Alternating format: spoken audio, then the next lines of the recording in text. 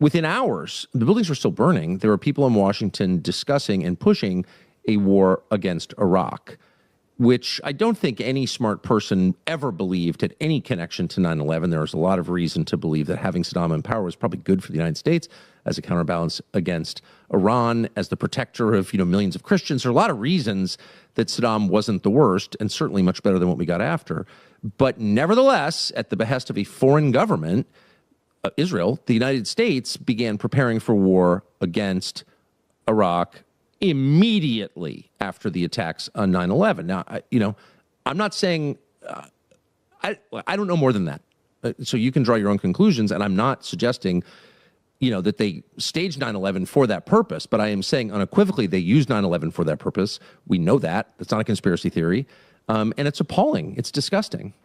And of course, you know as well as anybody that well before 9/11, there were all sorts of growing calls on the usual suspects within Washington to try and demand that we engage in regime change in Iraq and remove Saddam Hussein. That was, the sort of great aspiration of neocons, not just in Washington, but also in Israel. That's and then 9/11 immediately got seized on for that. All right, let me move to all of the issues surrounding Charlie Kirk.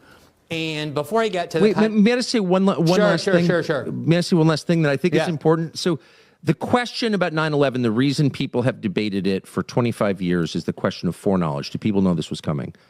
And then it's a question of did they know it and allow it unintentionally or intentionally, or did they stage it? I can't answer those questions.